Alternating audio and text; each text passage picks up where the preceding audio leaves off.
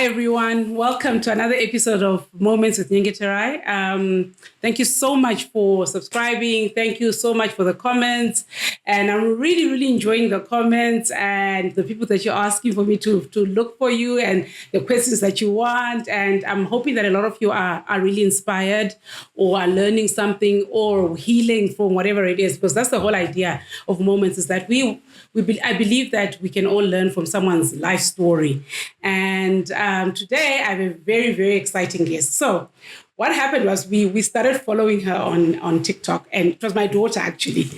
And we started watching. And then one night we just finished watching one of her videos, and my daughter said, "You have to get her to come on." And then I inboxed her, and lo and behold, she said she would come. Michelle, welcome. Thank you. Thanks for having me.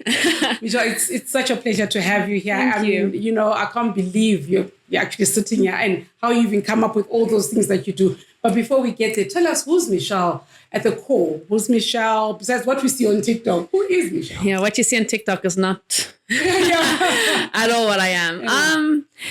Born and bred in Zim. Lived my whole life here. I've never actually left.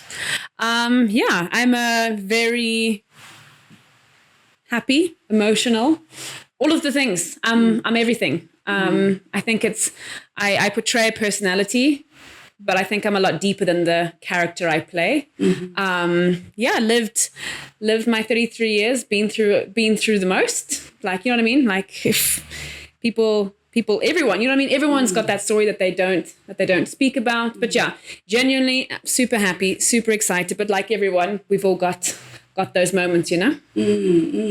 Talk to me. When you grew up, where did you grow up? I know you grew up in Zim, but where? In Harare. So I went to Chizzy all the way from preschool all the way to I finished school. And my parents still living in the same house.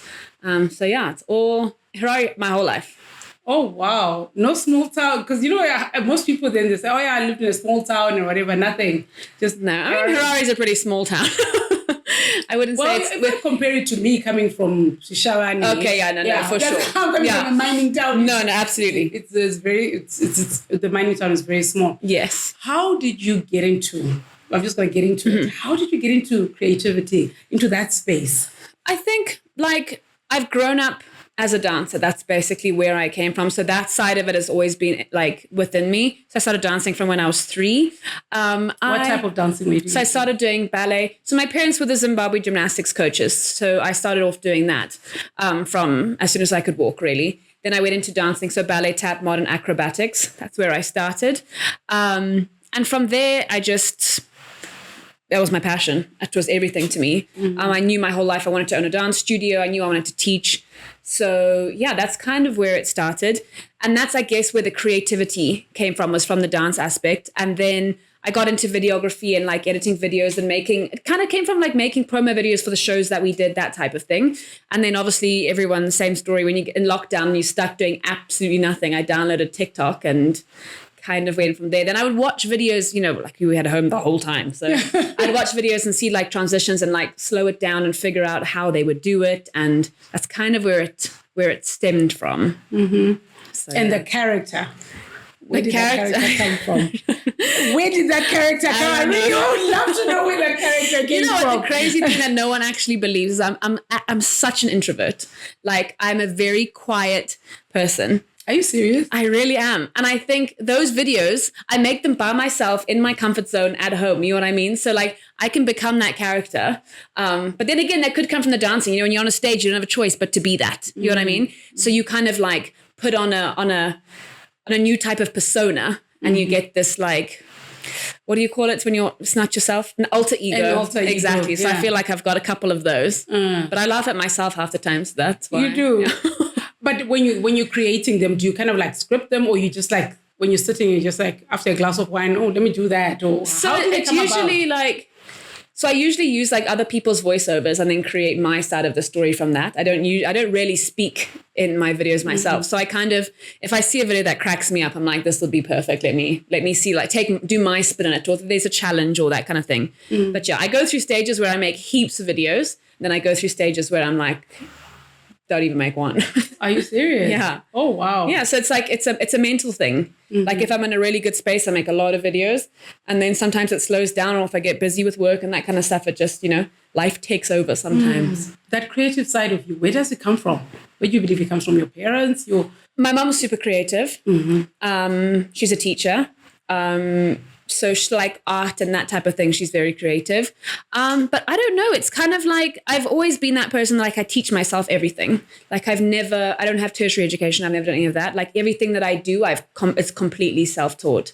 So like if there's something if I put my mind to something, best believe I'm going to figure it out. Like if I see a video and I'm like, no ways, man, how do they do that? I will sit for hours slowing down that video to figure out exactly what is going on until I figure out and master it. So that's kind of where the TikTok transitions and stuff came through. It was just from sitting for hours figuring out how people did it so seamlessly, really. But what do you believe gives you that relentless, that form to say, I want to try, I want to see, I'm going to figure this out? Haven't a clue, because in other parts of my life I'm not like that. I'm like, couldn't be bothered. Are you serious? Yeah, so I'm a bit all over the place. Like and as I said, I sometimes make videos and I'm like super keen and I'm all over it, and sometimes I'm like, I could not be bothered. So it's just kind of, I don't know. I don't know where that, like sometimes if I set my mind to it, like I'm like all over that, and sometimes like you're figuring like, my gosh, I am so tired right now. I can't do it. So it's just, I think I'm not so good at balance. That's what I need to be better at, is balance, life balance. Not so good. So good. Oh, no. Okay. And now you're dancing. I want to go back to that dancing. Because I then discovered you're in a studio as well. Yes. I know your parents, you said, were like dancers and everything. How did you then get it and take it up professionally? And why did you get into the profession? So when I was growing up, obviously I danced my whole life. And I always wanted to own it. Like I wanted to dance professionally, like overseas and stuff, but it just wasn't in the stars for me. And then when I decided to open my own dance studio, like my parents were super supportive of that. And like, I think my mom always knew that was what I was going to do. So that's kind of where it came from. But yeah, it's been a journey, the studio and stuff. It's amazing. But it's not an easy journey to do. Like I was super young. Actually, we're going into our 10th year of Dance Avenue next year. So it's been over for 10 years. You started when you were 23? Started when I was 23. Wow. Yep. But what gave you the urge to start your own studio like at 23? So I'd been teaching from when I was 16. So it was something that I had done for quite a while already, if you know what I mean. And then I knew that it was what I wanted to do. And I didn't want to take on somebody else's studio to be like, oh no, you're only making it because of somebody else. So I was like, nah, let me start it from my own. Yeah, start the name, start everything, my own space. And from then, honestly, from day dot, it was really well supported. It's gone really, really well. And we've literally just turned 10. Because I'm just thinking, if you're talking to someone, because there are a lot of young people right now who either going to study overseas and don't want to come back, or right now they're just waiting to finish high school and just leave. From a creative perspective, what would you say to other young people in Zimbabweans to say, the opportunities, absolutely, what advice would you give them? I think.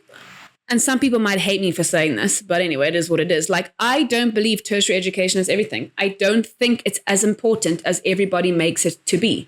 I don't think you need to go and study at an expensive school for 3 years to get somewhere in life. Like, I'm proof that you don't have to do that. Do you know what I mean? Like, sometimes it just takes grit and hard work to get to where you want to be. And same thing, you can have a degree, but if you don't have the exposure, or you don't have like the ability to actually do that, like you don't get anywhere. So if you have a passion, for example, with the videography that we do, like if we have a passion, that's what I followed, and you become great at that. So when you can prove to everybody that you are good at what you do, you don't need to have it written on paper. You know what I mean? Like, and I think it's also a thing when it came to dance, like people used to even go and get degrees in dance. And I'm like, why do you do that? Because you're going to go to an audition, and if you can dance, they're going to put you in. You know what I mean? You don't have to have a degree to dance. So for me, for the young kids, like not everybody is in a position to go to an expensive school, to go out of the country. But there is so much in this place for creatives. You just have to find your niche, and you just have to be great at what you do. But if someone said something like, maybe you guys are you're at an advantage, because I remember I was having a conversation with some girls about a week ago. They said, oh yeah, but you went to a private school, that's why. And I said, no, it's not that. No, you went to a private. So what would you say to to people like that? Because I think sometimes they think you're advantaged, you know. Completely. Like, I'm not going to sit here and say I'm not privileged. Do you know what I mean? Like, I know I've lived a privileged life, but in the same time, I started TikTok, which is a free app on my phone. Everybody has a phone. You know what I mean? Everybody, like, you can put your phone against a wall and film a TikTok. Do you know what I mean? Like, you're not, because I live a privileged life doesn't mean that's where the comedy side comes on. That doesn't mean where the hard work and grit comes in. You know what I mean? You don't need to have the fancy equipment. You don't need to have everything super, super fancy. There are so many free editing apps. If you want to go and do, for example, TikTok and like TikTok influencing or so like as a social media influencer, you can do that for free. It doesn't cost you anything but your time. You know what I mean? Like, you don't have to have these $1,000, thousands and thousands of dollar cameras. You don't need that. You know what I mean? Like, you can do the most basic thing as long as you're consistent. I'm telling you, that's what it is. Make a video every day for 2 weeks. You'll see you'll get somewhere. Because I think that's where I think a lot of people then lose it, because they think, they look at it and they think it's so hard, you know, or it's so complicated, you know. But now coming from you, because I think it's really, because the way you've just blown up on TikTok, and you're a Zimbabwean and you're white, you know, it's that you being able to explain to people, I think really helps as well, because they look and they think, oh, but how, you know, how should it? Oh, but she's privileged, you know. Yeah. So I think the hard work, like what you're saying, it's the hard work. Give me some lessons that you've taken out of your life in the last 10 years of your business. Of the dance business? The life lessons. Sure. The last 10 years, it has been amazing, but there's always times that are tough. You know what I mean? It's not all, and that's the thing. It's not always what it seems. And I think that's a really big lesson that people need to see. Like the same thing that we spoke about earlier, just because you see me being super happy and you see me doing all these things, be like, oh, she's got all of this. It's also deep down, it's not as easy as that. Do you know what I mean? Like to have a business in Zim, it's not easy. It's tough. You have to constantly work on it. You have to constantly figure out how to do it. You have to, with the dance studio, having a dance school, when kids come and dance, it's like a privileged thing to do. Do you know what I'm saying? It's like an extramural activity. It's not like a school activity. Like, it costs people more. So for us to make sure in these really hard times, we have to make sure that people think that we are worthy of money to spend on their kids that they probably don't have. You know what I mean? So that's been really tough for us to try and stay relevant, I guess you could say. So that's always been tough. Again, when it comes to stuff like shows, when you hire out Reps Theatre and it seats 460 people, and you've got it for 5 nights, you need to find 2,000 people that are willing to pay $10, $15 to come and watch you perform. Like, you have to make sure. And if you don't, then you're the one that loses. Do you know what I'm saying? So it's tough. It's not all sunshine and roses like people may like see. Do you know what I mean? Like the stuff that we portray in terms of how happy it is and how successful we are, behind there is a lot of crying, a lot of tears, and a lot of dang hard work. I can tell you that for free. It's not as easy as it seems. How do you manage those moments, you know, when you're down and how do you manage it? Not very well. Like, I feel like we all speak about like mental health and stuff. I don't even have my head wrapped around that. You know what I mean? Like, I struggle terribly from it. And like, I mean, some of my people know, like mainly my mom, my sister, my best friend, like whoever it is, like I can pick up the phone and say like, it's one of those days, and they know exactly what I mean, where I feel like I'm in a very dark place. I don't see any light. I don't see any of that. Like, I want people to know that, like, they look at me and see this like comedian basically just taking the piss the whole time. You know what I'm saying? But like, I struggle big time. It's not like I'm not like everybody else. Do you know what I mean? Just because I portray something doesn't mean I'm not like that. Like, I'm not very good at controlling my emotions. Let's put it that way. And I need to be better. For sure. Have you gone for therapy or? I have. I feel like I should go more because I love it. Oh yeah, I was about to go there and say, absolutely how love has that been for you? Do you know what my problem is I'm like, I just don't have time. But I'm like, I need to make time for that. Do you know what I mean? Because I'm not going to lie to you, where I am right now, I feel like I'm in a bit of a dip and I need to be lifted out. And I have an amazing lady that I speak to.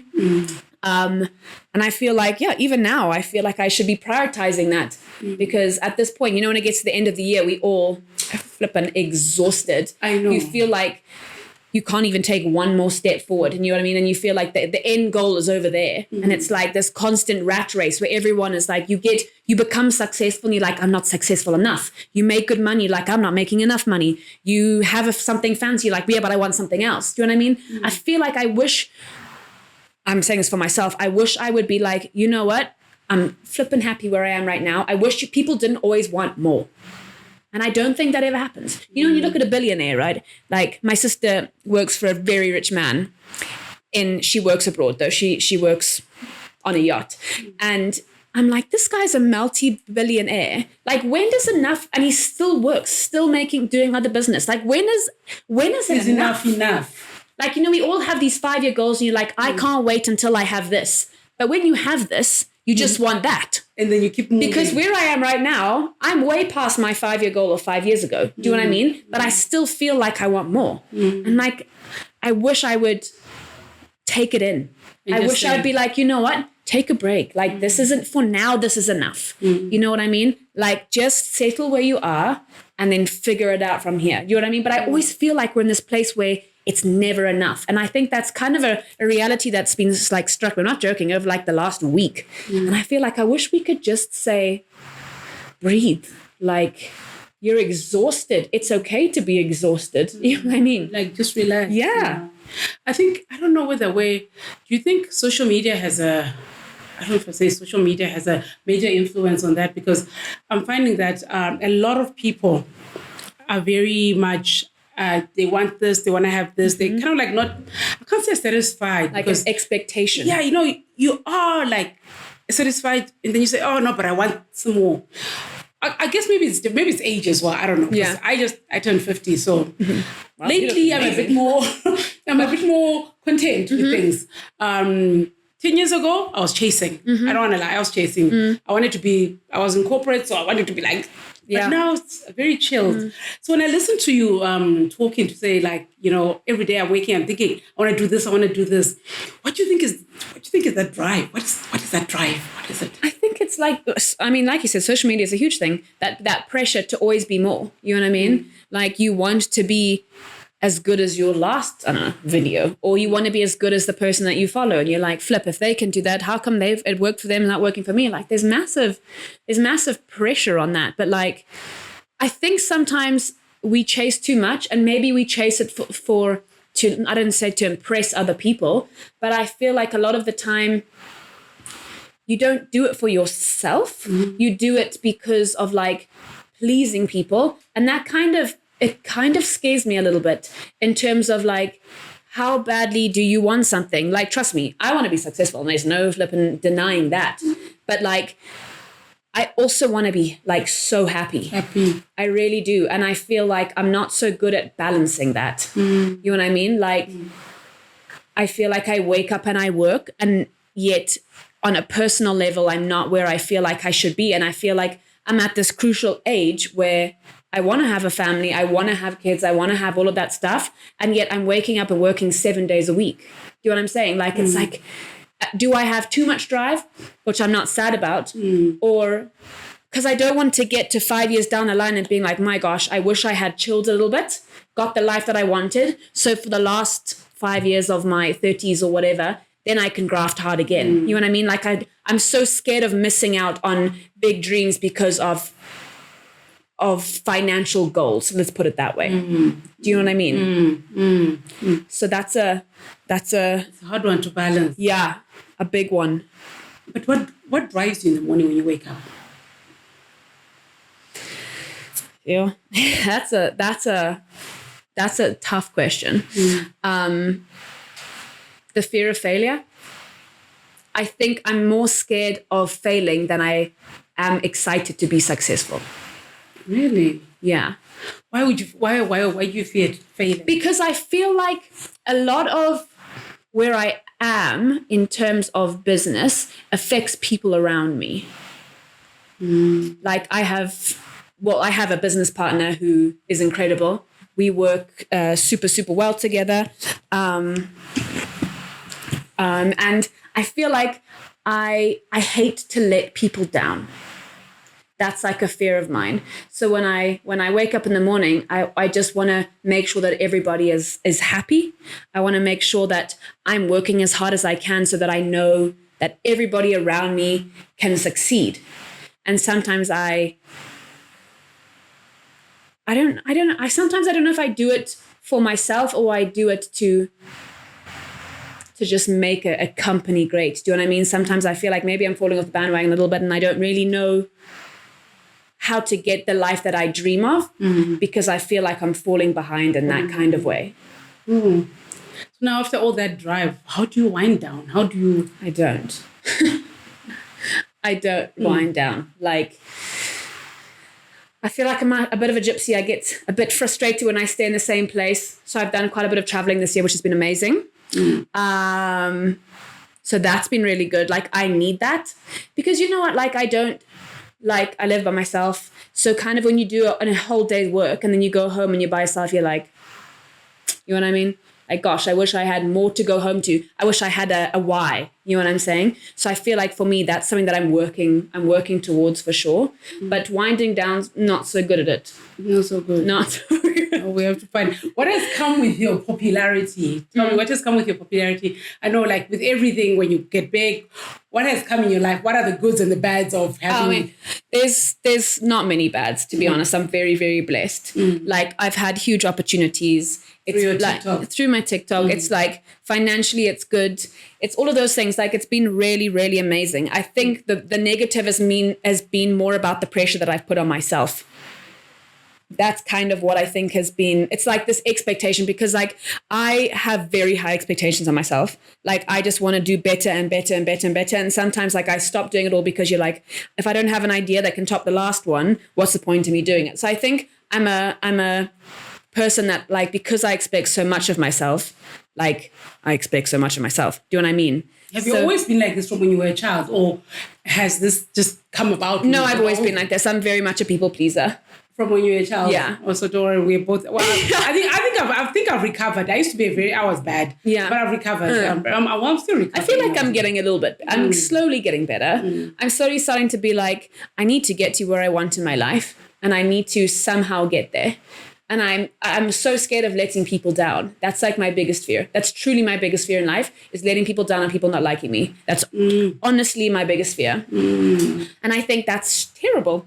I feel like because of that, I don't put myself first. And I live in strange ways where like I don't really put what I truly want deep down in my heart first. And that's tough. That's tough. That's really tough. And you know what you're saying is so true. And I don't think it's just you. There's a lot of us, a lot of people. I mean, some of us, I think I only got out of it in my late 40s. And sometimes I even failed, like even now, where you're so busy trying to please everyone else and to make everyone happy. At the end of the day, you are burnt out, or big time. You forget about yourself. And then you have those empty moments. I don't know if you do them. You have those empty moments where you sit and you think, but who am I? What's going on? Completely. I feel like the last couple of months in my life, I went through like a bit of trauma with a relationship last year. And I think it kind of made me be like, gosh, what am I doing? What am I thinking? And again, that was almost like a people pleasing kind of way in terms of that. And I feel like now I'm in a really good space. I'm with someone who truly makes me feel like so good about myself. And that is like, I think has changed my mindset on life quite a lot. The relationship. Yeah. Whether that in a very positive way. I was about to say in a positive way. No. In a very, very positive way, especially from last year coming through something quite traumatic. So it's changed my perspective on life completely. And I think it's slowly starting to make me believe what is actually important in life. Do you know what I mean? And like, what is, when I'm 90 and I'm sitting on my porch in the rocking chair like they do in the movies, like what am I going to look back and say like, my God, I'm so glad that I did that. You know what I mean? So when I'm trying to make decisions in my life right now, it's like, I'm trying to use that as like do I rather say, gosh, I wish I had done that? Or will I be like, thank goodness I did that? So I'm trying to think about like my future self looking back saying, well done for making that decision, because there's hard decisions. There's things that affect other things. There's a lot of stuff. And it's like, I'm at this point where I'm like, I need to really focus on me, and I really need to focus on what is going to make me happy and that I will be proud of 20, 30, 40 years down the line. Yeah. You're talking about the trauma from the relationship. I mean, like what happened? What transpired? Do you want to talk about it? Would it help someone? I can speak about it. I don't want to speak about it a lot, obviously, because it's something that I'm definitely want to just close that chapter because it's very much done, and that's wonderful. But yeah, I was cheated on really badly. I was let down. I had expectations of somebody, and I was the one that was let down. So that was a lesson enough for me to not have expectations on other people, because at the end of the day, you're the only person that gets let down. It was a lot. It was really tough. Depression was beyond. But again, you get to a point where you're like someone said to me like the other day, like, are you happy? And I was like, I'm really happy now. Like, I feel like I'm maturing enough to be like, actually, yeah, I am happy. And then I was like, you know what, I would go through all of that nonsense that I went through last year again if it gets me to this happy space. You know what I mean? What's happy space? Just where you feel appreciated and you feel like loved truly, and you feel real. You know what I mean? You feel like you're not trying to be something that you're not and still not appreciated. Do you know what I mean? It's like I was so busy. I saw this thing on TikTok or Instagram that day, and it was like, you were so busy looking for my flaws while I was so busy overlooking yours. And that for me was deep. Like, I felt like I was changing the person that I was to suit somebody else. And I just became this shadow of who I actually am as a person. And I feel like I learned so much from that, because now I can genuinely be myself.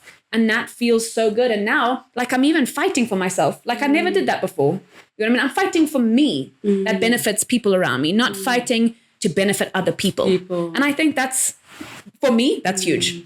I think what you just said that's so powerful is that you're becoming a shadow of yourself. 100%. You know? And I think that's a lot. I think there's a lot of people. And the good thing is, you know, you get into this relationship, you almost like changing yourself. Then you get married. And that's what unfortunately happens. People get married. Then 30 years down the line, they discover, oh my gosh, who am I? And they've married this stranger and they don't know who they are and they're completely lost. And sometimes it's better that you found it when 100%. you went deeper into the relationship. What advice would you give to other young girls? Oh, I mean, young girls, I could even give advice to myself last year. You know what I mean? Like, after what you've been through. Like, red flags are a real thing. Like, red flags are a real thing. And if it's time to get out, it's time to get out. Would I have listened last year? Probably not. But would I listen now? 100%. You know what I mean? There's things now that I would never accept that I accepted multiple times. And that's crazy. That's crazy. So I feel like if you have but I think the difference is like, I know my value now. I didn't know my value then. So it was this wild chase of trying to be good enough for somebody, where now it's like, I am good enough. Like, is everybody around me good enough for me? So I feel like that's the mindset. But I don't know if, like, to be honest, I could be speaking to someone who's much older or much younger. But at the end of the day, if you don't make that decision yourself, people told me.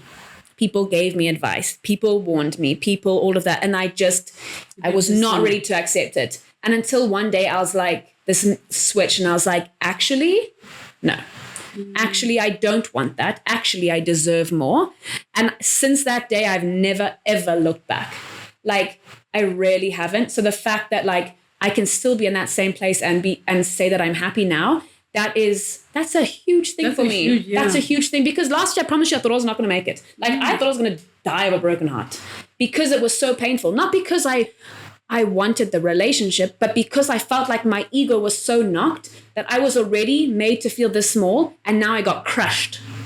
So like my persona was exhausted. My persona was deflated completely. You know what I mean? But I feel like within the last 12 months, I've managed to like breathe myself into it and to find that I'm no longer a shadow. I'm Michelle again. And you either accept me as I am, or you move on. And I feel like I've never, ever been in this position. I've never been so in control of myself. I mean, I'm emotional, trust me, don't get me wrong. But like, I've never been so, and in a good way, it's like, I've never been so in touch with my emotions in terms of being able to control them in a way and like to accept them. Like, it's okay to sometimes not be okay. But I feel like in this last year, I have probably matured 10 years in comparison to the last 10 years. I felt like I was stagnant at this age. You know what I mean? I feel like now being 30 is not so bad. It's like, you know what? It's okay. It's actually great. I don't want to be 20 anymore. Like, that just sounds exhausting. That sounds like trauma. No, thank you. But yeah, like I'm in a really good space. That's really nice. You know, someone said to me before that, something like, if you don't love yourself, you can't expect someone else to love you. And that's why you find that sometimes you are in that relationship and you're thinking, I can't leave. Mm-hmm. But I don't know. I guess it's true in a way. From what I'm hearing from you is that now that you understand your full value of who you are, absolutely, and you absolutely love yourself, you know, and that already makes a huge difference. So I just want to understand that what are your life lessons, your personal life lessons from that journey that you walked? I think the biggest one is don't change. Because once you start changing, once you change one thing and then you feel like somebody likes it, you will change everything to make somebody happy. And the more you change, the less they appreciate it, the more you fight for it. So the biggest thing that I've learned is that I am enough exactly as I am. And I will do and say and think what I please. And that's okay. You know what I mean? Like, I feel like people really believe they can't be open and honest and say all of these things in life. But like, at the end of the day, like, this is my life. Like, why must I live according to your life? You know what I mean? Like, you do your thing. I'm not gonna stop you from doing your thing. So please don't stop me from doing mine. And I think that's a big lesson. Like, I was falling victim to trying to just constantly be better, and it was never ever enough. And I've learned this year, like, I was trying so hard that I definitely wasn't enough because it wasn't even me.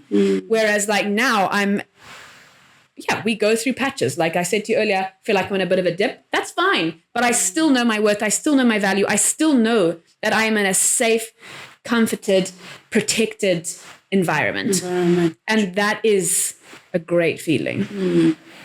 Because I just want to go there where you're talking like about the safe environment. So you have your people now, your safe net of people that you when you sit there, and I can just, sometimes, you know, when you have your safe net, you don't even say anything, you just sit there, and, you know, and that helps a lot. No, definitely. That helps. Okay. Definitely.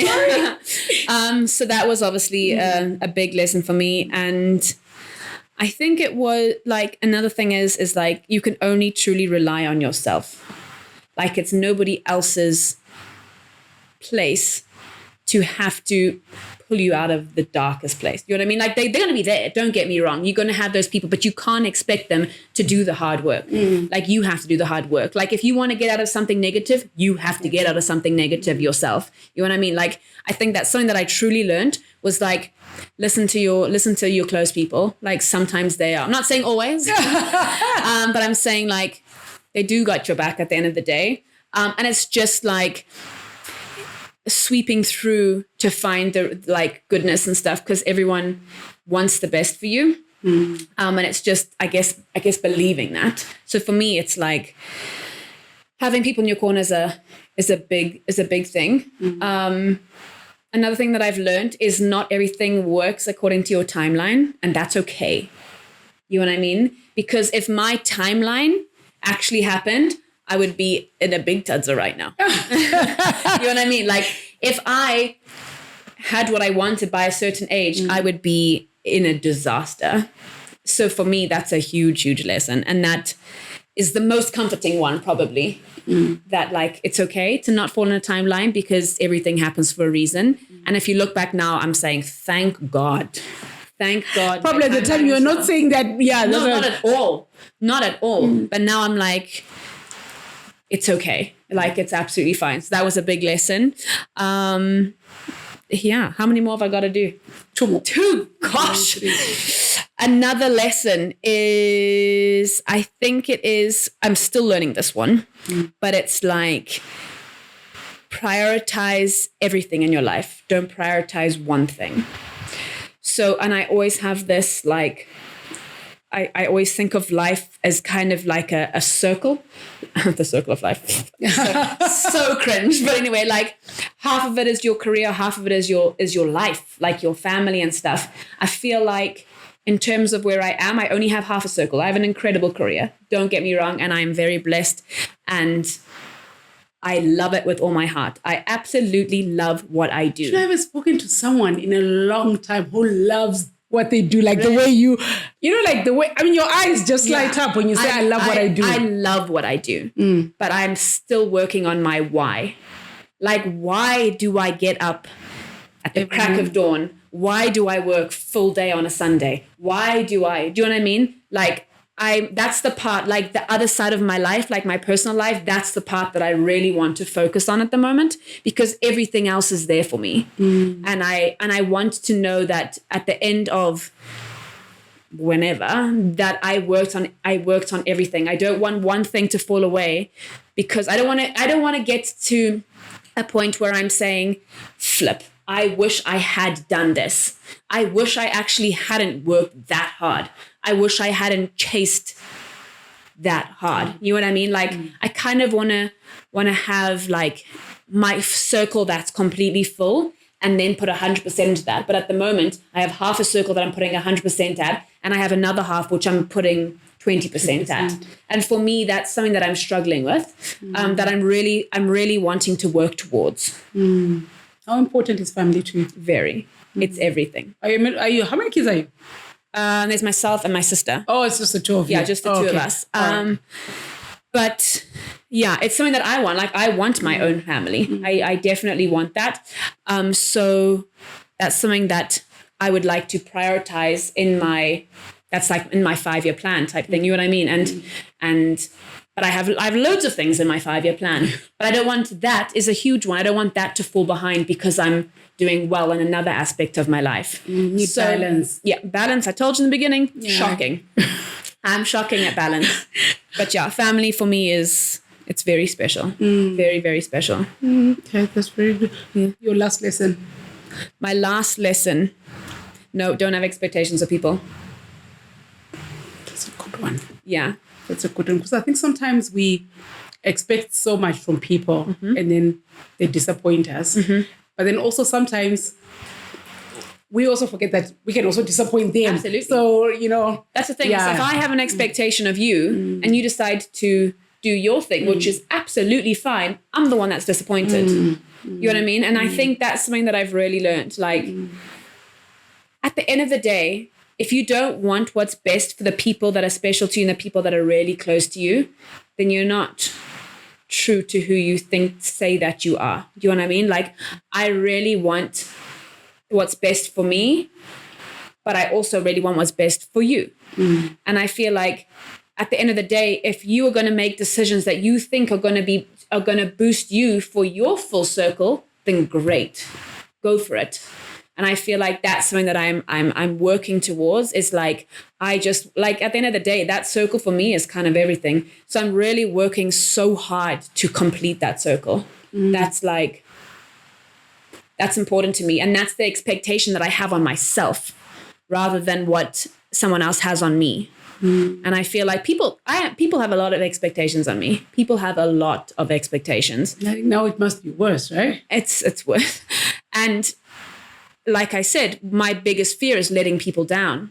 So that is this massive challenge that I face in my life, of me trying to live the life that I see for myself and yet trying to make sure I'm making the people around me happy. And I think that's quite a tough one. That, again, balance, Michelle, Lord, balance, you need all the help Michelle, you can get. That it's like, how do I make sure that I don't let people down, but knowing that I'm doing what's best for me? So that's a big thing for me. How do you pull yourself out when you're down, when you're like at your lowest? How did you pull yourself out? The people around me help me a lot. I do have a really good support system, and they help me a lot. But at the end of the day, you can only pull yourself out, right? And I think it was finding my self-worth again. It was something that I had lost, and realizing, actually, you're crying over nothing. This is ridiculous. Like, you didn't lose anything. They lost something. And I think that was a huge thing when I realized, actually, what did I lose? Do I want this treatment and pain for the rest of my life? Heck no. At the end of the day, I can look back now and be like, Lord, thank you. And that is huge, because you don't think you're going to get to that point, because you don't think you're worthy of better. When you find better, you're like, why, how did I not leave 2 years prior or something? You know what I'm saying? So I think it's, your life always comes full circle. And people say, is this decision that you're making going to matter in 5 years? Heck yes. Or is this decision going to matter in 5 years? No, it's not. So I think it's just finding to make decisions by prioritizing yourself that are best for you in general, as well as not destroying or letting people down around you. So it's trying to find that balance between what's good for me and what's good for us. Because at the end of the day, we are people are meant to be together. You're meant to have family. You're meant to have friends. No one does anything to hurt somebody else. So it's like, how do I make sure I'm prioritizing myself as well as like keeping my circle strong as well? Like, I don't want to let people down. I don't want to do any of that stuff. So it's just trying to find, how do I work around this that benefits everybody? No, that's so true. That's so true. So now I want to go back to your TikTok. Just go for it before we leave it. So when you, I want to understand your creative process, and then when you're done, how do you look at it and say, okay, this one is perfect and this one, nah? So the filming of it is the part that takes the longest. The editing, if I film really well, the editing is easy. I usually am so excited to post that I don't really look at it enough. Really? And it's usually like 3 days later, I'm like, oh, I should have made that cleaner. I should have done. But by that time, it's too late. So it's, and I'm a perfectionist, but I'm also someone like, when I've done a video, I'm like more excited to get it out than I am to make it. So sometimes I rush a little bit and I feel like it could be more perfect. But there are, like, I have heaps of videos that I've made that I'm just like, no, it's not good enough. But that comes with me being the person that I am and making sure that I always want to put something better than the one before. So, but yeah, it's crazy because like on TikTok and stuff, the stuff that takes like 10 minutes to make is the stuff that does really well. The stuff that takes me hours, people need to watch more. Are you serious? Yeah. And I'm like, did you guys not see how much time I took to edit and to... Like, you should see what my house looks like after I've changed clothes and thrown my stuff around the house. It takes me 5 hours to bloody clean the place. Oh, wow. So it's like your entertaining kind of like thing. Yeah. I mean, what you do, like what will you be... Because I'm still trying to understand how you get into that element. So it all comes from like a voiceover or a song. So that is always my first point of call. And then I'm not joking, I sit with a diary and like I figure out which part or which voice I'm going to do and I write the whole thing out in my diary. Then I'm a creative, remember, so color is a lot in my brain. Then I get different color pens and I'm like, this part's going to go here, and I angle it and I draw it. And then I count the music and I'm like, this is where you change and this is where it takes a while. Are you serious?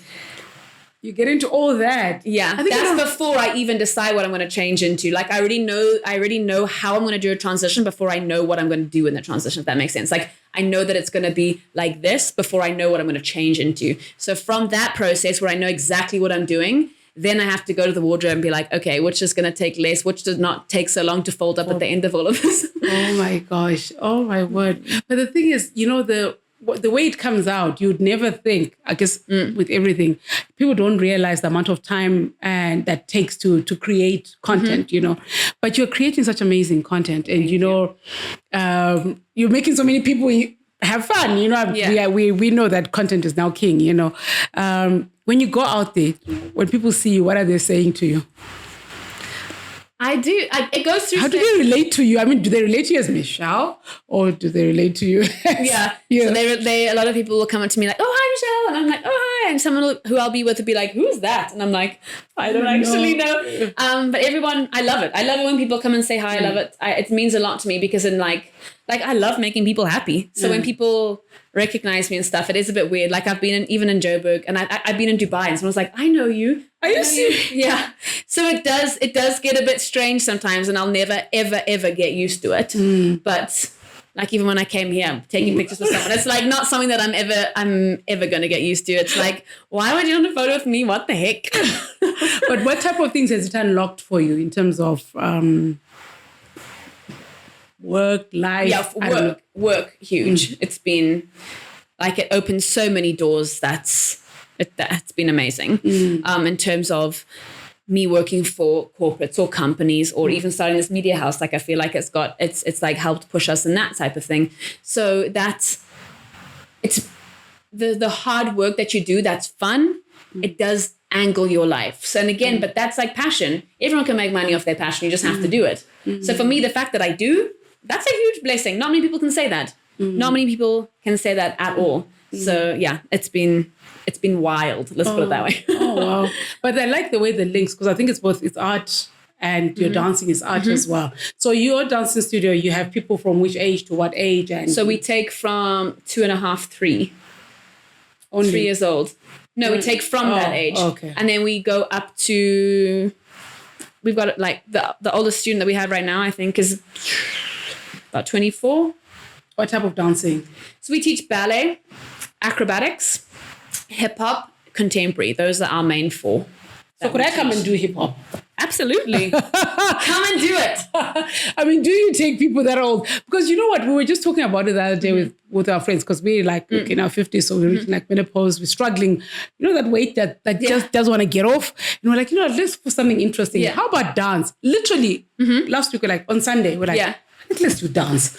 Like, yeah, dance. And I said, Michelle might be coming, so I might ask her. No, we'd love to teach adults. We've done it a couple of times before. I think it's hard to rope adults in for like a set amount of time. You know what I mean? Like kids, you can say come for 10 weeks and they come for 10 weeks. Adults, 1 comes this week, then 300 come the next week, and then 40 come the next week, and then 2 the week after that. So I think it's us finding consistency, but we're keen. We're always keen to teach classes. Isn't it harder though to teach us? No, I love it actually. It's more fun. Really? Yeah. Oh, okay. Teaching kids is hard. Teaching kids is tough. Really? Yeah. I think that the more... No, they're blim and cute, don't get me wrong, but like it's not as much about... it is about fun, but like you need to actually teach them elements. So actually getting through that through fun, it's quite a tough. How do you bring in your creative element now when you're doing with the kids? Because now you were explaining to me how you do your TikToks. How do you do that with the kids? So like every single term we have a dance show. So we just had one on Sunday now. So our studio term is 10 weeks long. So every time they come to a lesson, we have 10 lessons to create a dance that they will now perform at our showcase. So it's from choosing a theme at the beginning. That's going to be the overall theme for the whole show. And then finding the right music, editing the music, and then putting it towards what they have been working on, making sure that the development is a bit more from the term before that. So yeah, but we're blessed. There's myself, there's Airborne, my business partner. Then we have 2 assistants, Cass and Rasha, and they're phenomenal. So we've got a really strong team. Wow. Which is good. Oh, wow. This has been really fun. So so now I'm going to, just before, because I know we're running out of time. No, you're good. Your lessons what have you learned from the kids that you teach that you think helps you? You know how little kids, sometimes you watch them play and you think, oh, gosh, this, like when you're a kid, right, you don't have those adult problems, and like nothing really bothers you in the world except like which color crayon should I use, red or blue? You know what I mean? So I feel like if we were more like that, we wouldn't pressure ourselves in other aspects of our life. So I feel like to live that super simple life where it's just making a decision to make a decision rather than, oh my gosh, if I do this, then this is going to happen. If I do that, that's the consequence. That sometimes you just got to be like, you know what, stuff it. Let me give it a bash. Let's just see. And I feel like that's what I learn a lot from my kids. It's like they are so in the now. It's like I'm worrying about like where am I going to be in 10 years instead of worrying about like where am I going to be tomorrow? Yeah. Like what's for dinner rather than like where am I going to be in like 2033 type thing. Do you know what I'm saying? Like I need to be more like a child and just slow down a bit. And I think that's what kids do, right? That's what they worry about. They worry about what's in their break box, worry about which friend is coming home to have a play date, or like, I love that. I need to be more like a child. Not so serious. I think we need to bring in a lot of play in our lives. Absolutely. As adults, because I think we take on too much and we forget to live in the moment. Absolutely. So before we go, I just have some fun questions that I need to ask you. What's your favorite color and why? My favorite color. Do you know, when I was out there, I heard you ask that guy, the guy a question, and I was like, I don't even know what my favorite color is. Green? Green. Why? I don't know. I've always loved green, actually. Like, I remember my like when I was young, my mom redid my bedroom for me, and it was like yellow and green, and those are like great. Like, I love sunflowers. I like yellow, green, probably my favorite colors. Nice and happy. Okay. Favorite animal and why? My favorite animal is a giraffe. Wow. You're It actually is. the first person who's ever said it. Really? Why? I love them. It's that like elegance for me. I love it. Like, I absolutely love them. They are like, move so fast, but so like chilled. I love that. Really? Yeah. Now that you've talked about it, the elegant, yeah. They're super elegant. Do you know what I mean? They're just like they just do their thing. Yeah. Like, they're running like friggin' fast, but they just look like, life's not bad. I want to be a giraffe. That's what I'm coming back as. I want to be a giraffe. Well, you can make your second. Yes, I want to be a giraffe. I was about to actually say, have you got into modeling? Is that why you No ways. You never went into I modeling like at food all? too much. Really? To be a model. Yeah. Oh, okay. You're not really big. I love food as well. So. My favorite thing. Too good. What are you reading now? Not a reader. You're not a reader. What's your favorite movie? My favorite movie. The whole time. I mean, I love rom-coms, to be honest. He's a food. Did you hear that? I'm telling my daughters because every time they want to watch, I'm like, I want to watch a romantic comedy. They're like, Those no, are my mom, favorite. they're so. I'm such a sucker for love. Any love story, I'm like all over it. And I like Kate Hudson movies, golden. Even like comedy, Sandra Bullock, golden. Yes. Those kind of stuff. Melissa McCarthy and her comedies, my Identity Thief. I cry every time I watch it. It is so funny. Like, I'm not so much of a. I watch a lot of sport. I don't watch that much TV as such, but those movies, I watch them 100 times. Trust me, 100 times. So nice to, you know what? Because every time, like in our house, we want to watch a movie, like we take so long to choose a movie because we're all fighting. Because I love romantic comedies. My daughters will be like, oh, please, mom, no, this is so soapy. My husband will be wanting something else. So it takes forever for us to choose a movie. So once in a while, they do allow me. And then guess what happens? Halfway, they all fall asleep and I'm the only one watching. Like, okay. Because they're like, oh, this is so boring. But I just love that. Yeah. I think I'm just such a romantic at heart. Oh, no, love it. Good for you. I'm same. I'm such a sucker for love. It's ridiculous. That's me. It's crazy. If we're packing our bags right now, Yes. which country are we going to and why? Take me to Bali. I want to be on a beach far away from all the drama. I hope there's no Wi-Fi. I hope there's no none of Wi-Fi. that. I went to Bali last year. Oh, I don't want the fast life. I just want to chill. I want to just relax. And relax. No phone calls, no stress. Yeah, put me on a deserted island. I want to be chuffed. Oh, nice. And what would you tell your younger self? Like your 5-year-old you and an 18-year-old you right now with My all that you've gone 5-year-old through? me.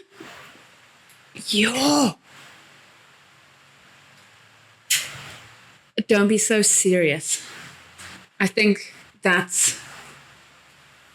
Yeah, I was a very serious kid with expectations and drive, and I wish I had taken more time to play.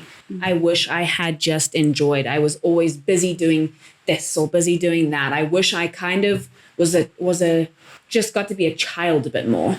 My 18-year-old self, Lord, it's going to be a journey. So prepare. Yeah, you're going to find out stuff about yourself that you do not know just yet, and it's going to be just fine. Oh, perfect. Oh, Thank you so much. What a way to take us out. So, 12 years, life is a journey. Just prepare yourself. Be prepared. Be prepared for life. Michelle, it's been an amazing Thank you. Afternoon with you.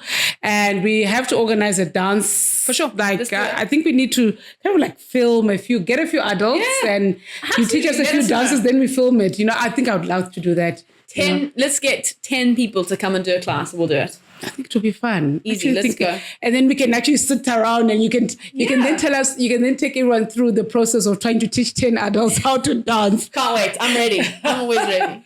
Michelle, thank you. It's been an absolute pleasure having you. Thank you. And to our viewers, thank you for watching. Please remember to subscribe and to follow and to share the videos. And I look forward to seeing you next time. And I really do hope you've learned something or you've been inspired to change who you are. Thank you. See you next time. Bye.